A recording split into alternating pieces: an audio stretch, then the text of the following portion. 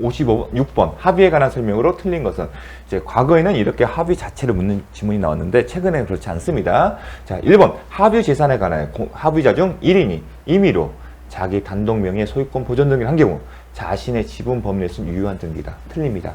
공유는 맞죠.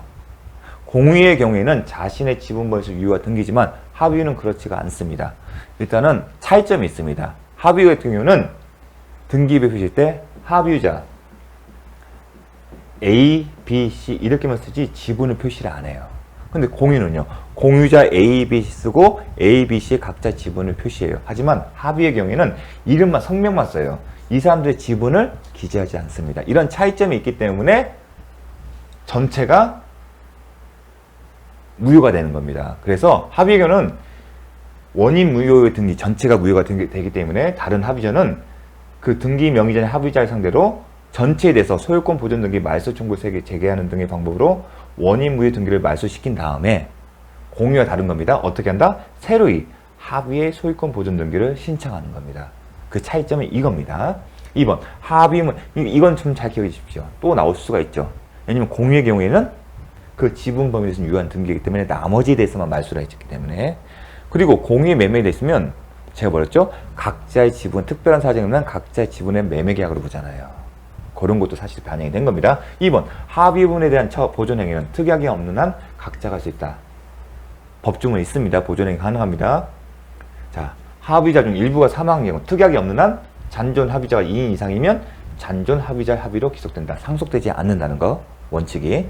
4번 부동산에 관한 합의 지분의 포기는 등기해야 효력이 생깁니다. 하나의 법률행위 때문에 그렇습니다.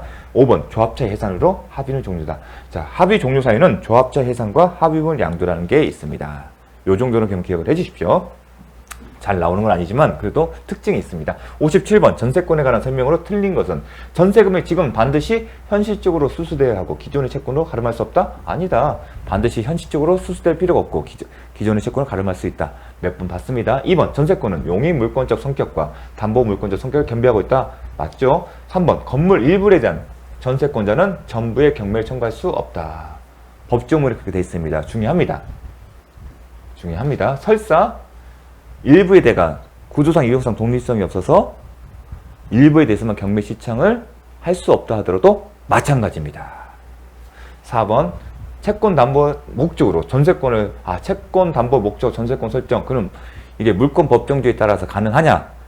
오직 채권 담보 목적의 경우에는 무효죠. 하지만 장차 사용 수익하는 것에 대해서 배제하지 않으면 유효하다. 그 내용입니다. 설정과 동시에 목적물을 인도하지 않았으나, 일단 이 얘기는 뭐죠? 전세권 설정 계약에 목적물 인도가 반드시 들어가는 거 아닙니다. 장래 그 얘기하는 목적물을 인도하지 않았으나 장래 전세권자 사용수익을 완전히 배제하는 것이 아니라면 그 전세권은 유효하다. 중요한 내용이죠. 그리고 전세권 설정 계약의 성립 요소가 아닙니다. 전세금 지급은 반드시 전세권 설정 계약 당사자 사이에 얘기가 있어야 하는 거죠. 전세금 얼마 준다. 하지만 인도가 반드시 필요로 하는 건 아니다. 전세권 성립하는데 그 얘기를 쓴 겁니다. 5번 채권 담보 목적이 전세권의 경우 채권자와 전세권 설정자 및 제3자의 합의가 있으면 전세권의 명의를 제3자로 하는 것도 가능하다. 자, 채권 담보의 목적 전세권, 이걸 뭘로 바꾸냐? 저당권이에요. 저당권을 바꾸세요. 채권 담보. 전세권에는 용의 물권적 성격과 담보 물권적 성격인데 담보 물권적 성격은 사실상 저당권, 수험생 입장에서는 그렇게 이해를 하세요. 이렇게 바꿔놓고 푸셔도 괜찮습니다. 저당권이에요. 그럼 저당권에서 우리가 배웠죠. 저당권자와 채권자는 부종성의 원칙에 따라 같은 게 원칙이지만 저당권자와 아니면 채권자 그리고 저당권 설정자의 합의에 따라 달라도 가능하다. 저당권자가 아닌 제3자를 채권자 하는 것도 가능하다. 배웠죠. 그거입니다. 그래서 요거를 저당권으로 바꾸십시오. 그러면 채권자와 전세권 설정자 및 제3자가 합의를 했으면 전세권의 명의를 제3자, 채권자가 아닌 전세권자가 아닌 제3자 명의도 가능하다. 요것도 잘 기억하실 만한 지문입니다. 저당권과 관련해서는 그 이후 출제가 됐어요. 근데 다시 이게 출제는 되지는 않았는데 또 눈여겨볼 만한 지문입니다. 58번 지역권에 관한 설명은 틀린 것은 지역권은 요역지에 분리하여 양도할 수 없다. 수없이 보고 있습니다. 2번 요역지에 분리하여 지역권만을 저당권의 목적으로 할 수도 없습니다. 법조문이죠. 다만 주로 1번이 나왔는데 2번이 이제 27에 일단 나왔습니다. 이게 같은 법조문이죠. 기억해 주십시오. 3번 승역지 공유자 중 1위는 공유 표현이 나왔죠. 자신의 지분에 대해서 지역권을 소멸시킬 수 없다. 소멸 금지. 공유자 나오면 지역권 관련 공유자 나오면 항상 같이 취득하는 방향 소멸 금지. 그렇게 기억하라고 했죠? 소멸 금지. 4번 요역지 공유자 지역권과 관련된 거죠. 공유자 자신의 지분에 대해서만 지역권 소멸시킬 수 있다? 아니다. 소멸 금지. 소멸시킬 수 없다. 5번 지역권은 계속되고 표현된 것에 한하여 시효 취득의 대상이 된다. 통행지역권 기억하십시오. 59번 임차인이 임차물에 관한 유치권을 행사하기 위하여 주장할 수 있는 피담보채권을 모두 그런 것은 보증금, 권리금, 반환 청구권은 유치권을 행사할 수 있는 피담보채권이 아니다. 이미 여러 번 봤습니다. 특징이 D9번이에요. 필요비, 비용 상환 청구권은 유치권 행사에 피담보채권에 해당돼요. 근데 뭐죠? 필요비 상환 채무의 불이행을 한 손해배상 청구권이에요. 이 경우도 한다. 왜냐하면 자 필요비 상환 청구권과 인적물 목적상이라는 결렬관계가 인정돼요. 이게 비용 상환 청구권이죠. 그런데 손해배상 청구권은 이 필요비 상환 청구권에 확장이 된 거잖아요. 필요비 상환 청구권이 이만큼이면 손해배상 청구권은 이렇게 확장된 거잖아요. 따라서 동일성이 인정된다. 우리가 채무 불이행으로 인해서 손해배상 청구권이 있으면 발생하면 이행지체일 때는 원래 본래 급부의 플러스에서 확장되죠. 손해배상이. 하지만 동일성이 인정된다. 그와 관련해서 동시항변권도 계속 유지된다고 봤습니다. 마찬가지로 이행불능이 돼요. 손해배상 청구권은 내용이 바뀌어서 동일성이 인정된다. 변경된다. 그걸 떠오르십시오. 확장되는 손해배상 청구 또한 결련 이 필요비 상환 청구권 이거에 결련관계 인정 때문에 여기에 확장된 이 부분도 여전히 피담보 채권에 해당됩니다. 이것도 주목할 만합니다. 예전에 제가 한번 언급한 적이 있습니다. 원상 회복 약정이 있다. 그러면 이건 뭐죠? 비용 상환 청구권을 포기하는 거기 때문에 유익비 상환 청구권이 없죠. 그걸 묻는 겁니다. 원상 회복 약정이 있으면 유익비 상환 청구를 포기한 경우이기 때문에 유치권 행사할 수 없다. 그걸 묻는 겁니다. 자, 60번. 갑은 자신이 점유하고 있는 건물에 가요 을을 상대로 유치권을 주장하고 있다. 그러면 유치권 주장자 갑이에요. 다음 설명주 틀린 것은 갑이 건물의 수급이라서 소유권을 갖는다면 유치권 인정되지 않는다. 자, 유치권은 타인 소유의 물건이어야 돼요. 근데 누구 소유요? 자기 물건에 점유하고 있기 때문에 유치권이 인정되지 않습니다. 2번. 갑이 건물의 점유에 관하여 선관주의 의무 위반. 선량한 관리자의 주의에서 주의 의무가 있습니다. 그러니까 잘 관리를 하는 겁니다. 남의 물건을 점유하고 있잖아요. 그 물건 할 때 좀 관리 잘하는 겁니다. 그 의무를 위반하면 뭐가 된다? 소멸을 청구할 수 있다. 자, 유치권 소멸 청구 대표적인 게 뭐였죠? 우리가 배웠던 것은 지금까지는 유치권자의 동의 없이 뭘 했던 거죠? 사용, 대여, 담보 제공입니다. 그런데 선관주의 의무 위반의 경우도 할 수 있습니다. 3번. 갑은 유치권의 행사를 위해 자신의 점유가 불법 행위로 인한 것임을 증명해야 한다? 그렇지가 않습니다. 왜냐하면 유치권은 점유를 전제로 한 거예요. 따라서 점유와 관련해서 기적행위죠. 대표적인 게 소유의 의사로 선의, 평온, 공연하게 점유하면서 주장한다. 그래서 과실은 추정되지 않는다. 눈에 배웠습니다. 또 하나죠. 점유자가 점유분에 관한 행사하는 권리는 적법한 것으로 본다. 권리 추정력이 있어요. 다만 부동산에 관해서는 인정이 아니죠. 등기와 관련해서는. 다만 이 경우는 다르죠. 불법 행위가 아닌 것은 증명해야 한다? 그렇지 않다. 권리 적법성이 추정이 되기 때문에 유치권자가 불법 행위로 인한 것임을 불법 점유임을 증명합니다. 자, 유치권 성립 요건은 점유 요건, 채권인데 불법 점유가 아니다. 근데 불법 점유 누가 입증해야 한다? 유치권을 행사한 사람이 아니라 그 상대방이 증명해야 합니다. 불법 점유를. 자, 그거 잘 기억을 해 주십시오. 4번. 채무자 을이 건물을 직접 점유하고 이를 매개로 유치권자가 간접 점유를 하기 때문에 이 경우는 인정되지 않습니다. 왜냐하면 유치권을 인정하는 것은 사실상 우선 변제 효력이 있다. 법률상 우선 변제 효력이 없지만 점유를 통해서 채무자를 하여금 변제를 하게 하는 강제시키는 그런 취지가 있습니다. 그런데 지금 채무자 직접 점유하고 있어요. 그렇기 때문에 그 입법 취지에 인정 취지에 맞지 않기 때문에 유치권이 인정되지 않는 겁니다. 잘 기억해 주십시오. 5번. 병이 건물의 점유를 침탈하였다 하더라도 갑이 점유부 반환 청구를 행사하여 점유를 회복하면 갑의 유치권은 되살아난다. 중요한 질문입니다. 자, 유치권은 점유를 요건하기 때문에 점유를 상실하게 되면 유치권이 소멸돼요. 다만 점유물 해수 조건의 요건에 갖추게 되면 점유권자인 유치권자는, 유치권은 점유권자잖아요. 유치권 자체에 물권적 청구권을 행사할 수 없지만 점유권에 기초해서 점유보호 청구권이나 해수 청구권을 행사할 수 있습니다. 점유보호 청구권을 행사할 수 있죠. 거기에는 해수 청구권, 그 다음에 방해 배제, 아니면 예방 청구권을 행사할 수 있어요. 그 권리를 행사하여 회복되지 않는 유치권은 계속 소멸되는 겁니다. 자, 그걸 묻는 겁니다. 당연한 내용인데 이렇게 우리가 강조해서 하지 않으면 혼동의 여지가 있어요. 그래서 다 보겠습니다. 법조문에 그 대법원 판례가 이런 내용이 있습니다. 점유를 상실한 이상 유치권은 소멸하고 원고가 점유 횟수의 소를 제기해 승소 판결을 받아 점유를 회복하면 이제 상실하지 않은 것을 보는 거예요. 단지. 그러니까 상실한 순간까지는 유치권 소멸되고, 다만 점유 횟수의 청구 소를 제기해서 승소해서 점유를 행사하면 그동안 소멸되지 않은 것을 본다는 것뿐이지, 이와 같은 방법으로 점유를 회복하기 전에는 여전히 유치권은 소멸되고 되살아나는 것은 아니다. 그걸 묻는 내용입니다. 당연한 내용인데 우리가 시험에서 나오게 되면 혼동할 수 있습니다. 그래서 내용은 잘 기억을 해 두십시오. 아, 회복되지 않는 한 유치권 여전히 소멸된다. 하지만 회복이 되면 유치권이 소멸되지 않은 것으로 볼 뿐입니다. 내용이 중요합니다. 61번. 저당권의 물상대의에 관한 설명을 옳은 것은 대의할 물건이 제3자에 의하여 압류된 경우는 대의성이 없다? 아니다. 압류를 하는 이유는 특정성이죠. 물상대의의 행사 객체는 그 특성성을 유지하는 겁니다. 따라서 반인이 반드시 할 필요 없고 제3자가 하더라도 무방하다. 그 내용을 묻는 겁니다. 전세권을 저당권의 목적으로 한 경우, 자, 전세권은 지상권뿐만 아니라 전세권은 저당권의 목적으로 할 수 있어요. 저당권의 물상대의권 인정되지 아니다. 전세권은 용익물권자 권능과 그 다음에 담보물권자 권능 성격이 있죠. 그런데 전세권의 설정 계약이 존속기간 만료 등의 이유로 종료되면 용익물권자 권능은 소멸되고 뭐만 남죠? 담보물권자 권능을 있습니다. 그런데 저당권은 성립이 안 돼요. 따라서 저당권은 객체가 없는 것과 마찬가지야. 대신에 뭐에 돼 있죠? 물상대의를 할 수 있죠. 용익물권자 권능의 소멸함과 동시에 뭐가 생기죠? 전세보증금 반환 청구권. 그 채권에 대해서 물상대의권을 행사할 수 있다. 중요한 내용입니다. 저당권자는 전세금 반환 채권, 전세금 보증금 반환 청구권, 그 채권, 또 채권의 표현도 합니다. 그 채권이니까요. 채권에 대해서 물상대의를 할 수 있다. 잘 기억을 해 주십시오.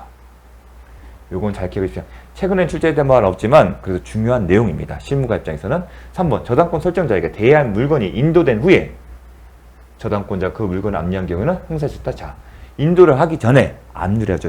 물건이나 아니 금전이면 인도나 지급 전에 압류를 함으로써 특성성을 유지해야지. 만약에 압류하기 전에 채무자에게 그게 기속이 되면 특정성이 사라지기 때문에 물상대의권을 행사할 수 없다. 그 얘기. 금전 소멸했습니다. 금전 지급받으면 우선 변제 효력을 행사할 대상이 없잖아요. 만약 그걸 인정하게 되면 다른 채권자의 이해관계 다른 채권자의 이익을 해칠 염려가 있습니다. 우선 변제 효력이라는 건 되게 중요한 거잖아요. 그 범위에 특정되는 겁니다.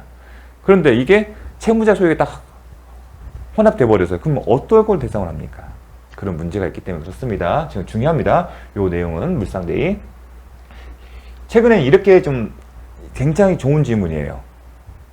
이렇게 지금은 이렇게 좀 풀어서 물어봅니다. 근데 그전에는 좀 간단하게 묻습니다. 이론적 설명으로. 그런데 요 내용은 지문은 되게 괜찮습니다. 그래서 제가 지금 강조를 하는 겁니다. 4번. 저당권자는, 자, 3번을 보겠습니다. 정리하겠습니다. 저당권 설정자에게 대여할 물건이 인도되었다는 것은 물상대의권의 대상이 특정성을 잃었다는 것이고, 저당권자의 물상대의권은 소멸해 이를 행사할 수 없게 된다. 그 압류 의미가 바로 이런 의미라는 겁니다. 특정성을 잃어버리면 물상대의권을 행사할 수 없다는 소극적 의미가 있다. 압류한다 그 의미가 적극적으로 해야 한다는 의미가 아니라 특정성을 잃어버리면 물상대의권을 행사할 수 없다는 소극적 의미가 있다. 그런 의미가 있다는 거. 4번. 저당권자는 저당 목적물의 소실로 인하여 목적물의 소실로 인하여 저당권 설정자가 취득한 화재보험금 청구대에서 물상대의권을 행사할 수 있다. 답은 쉬웠습니다. 자, 5번. 저당권이 설정된 토지가 공익사업을 위한 토지 등의 취득 및 보상에 관한 법률에 따라 협의 취득된 경우. 자, 공용 수용은 되죠. 공용, 징수, 공용. 징수일 때는 수용보상금에 대해서는 물상대위권 행사할 수 있지만 협의취득 경우에는 아니다. 이게 질문이 잘 나오죠. 왜냐면 공익사업법 나오면 된다는 게 선입견이 생길 수 있으니까. 공익사업법에 따라 공용징수, 수용 재개를 이루어야 합니다. 그래야 수용보상금인데 이거는 협의취득은 그런 수용 재결, 강제 공용징수 하기 전에 협상부터 하는 거예요. 그럼 매매예요, 사실은. 그럼 우리가 통상 매매 경우 저당권 소멸됩니까? 소멸되지 않잖아요. 그렇기 때문에 물상대위권 행사할 수 없다. 보상금이 아니에요. 사실은 매매 대금이에요. 공용징수, 협의취득은 물상대위 하지 못한다. 기억하셔야 합니다. 여기가 공용징수. 공용징수된 경우에는 수용이에요. 수용된 경우는 그 보상금, 수용보상금에 대해서는 할 수 있다.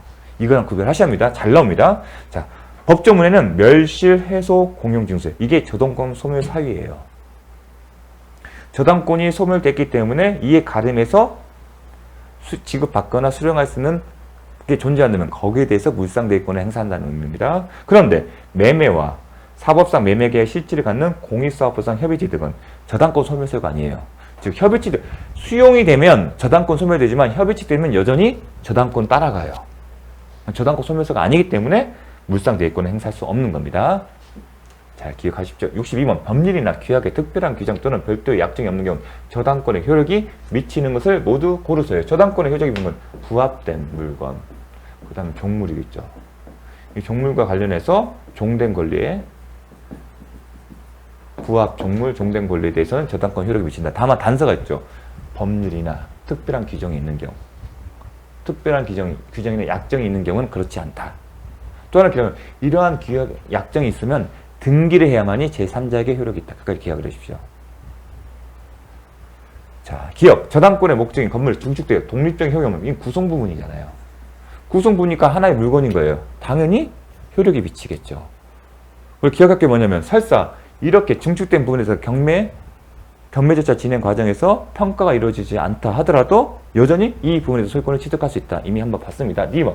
건물 소유를 목적으로 한 토지 임차인이 건물에 저당권 설정한 경우에 토지 임차권, 종된 권리이기 때문에 건물 소유권, 토지 임차권, 건물 소유권이 주된 권리고 종된 권리, 토지 임차권 종된 권리로 따라서 종물과 마찬가지로 종된 권리도 효력이 미친다. 디귿번. 구분 건물의 전유 부분에 관하여 저당권이 설정되고 전유 부분의 소유자가 취득하여 전유 부분과 일체된 대지사용권.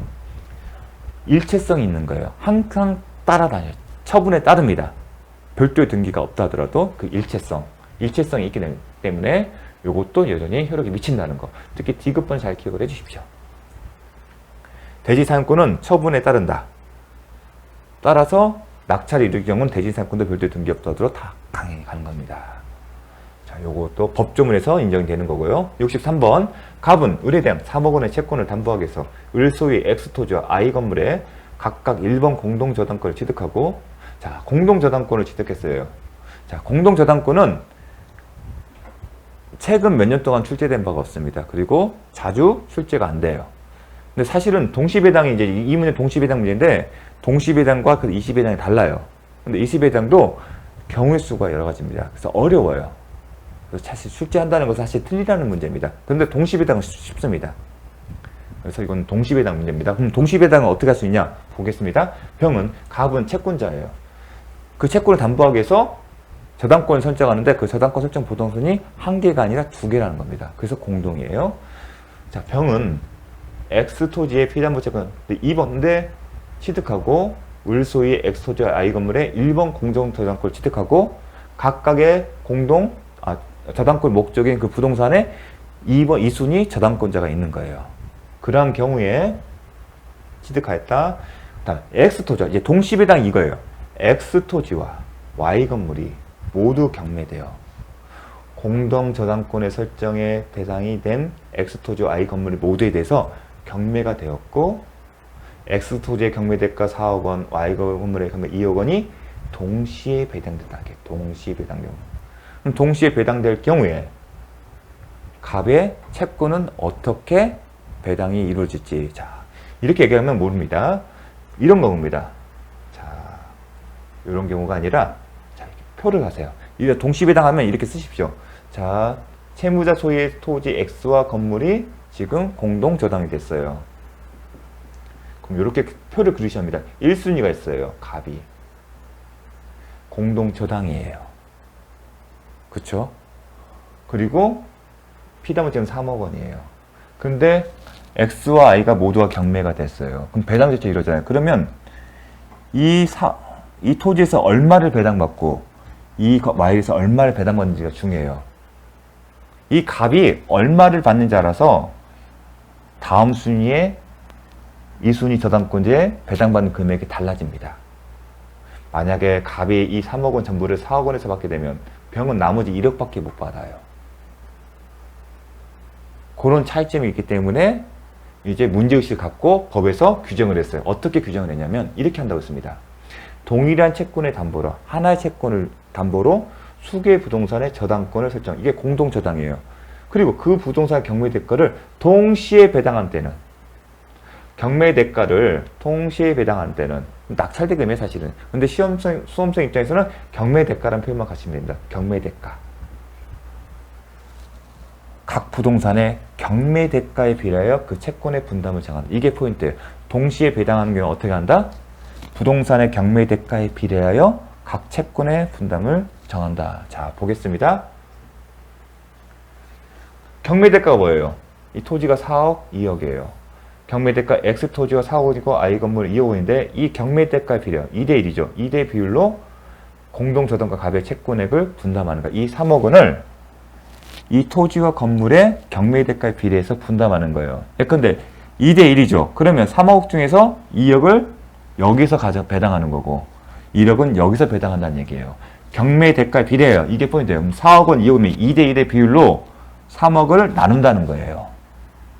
3분지 2, 3분지 1이라는 얘기잖아요. 3억의 3분지 2는 2억이고 3분지 1은 1억이죠. 그러면 얼마 남죠? 4억 중 2억은 여기서 주겠죠. 그러면 2억을 가져가는 거죠. 갑은 여기서. 그럼 2억이 남잖아요. 그러면 병에게 2억이 배당이 되겠죠. 2억 3천만 원에서 작은 금액이니까 전부가 다르겠죠. 여기는 1억이 되잖아요. 1억이 남죠? 그럼 1억을 갖는 거고요. 이렇게 되는 겁니다. 그래서 정이 받을 수 있는 금액은 1억인 겁니다. 그러니까 핵심은 동시 배당일 때는 경매 대가에 비례해서 공동저당권자의 채권액을 나눈다는 겁니다. 그게 핵심이라는 겁니다. 그걸 묻는 겁니다. 근데 최근에 나온 적이 없습니다. 27의 이유로 이런 문제 나온 거는 없습니다. 자, 64번. 자, 잠시 쉬었다 하겠습니다.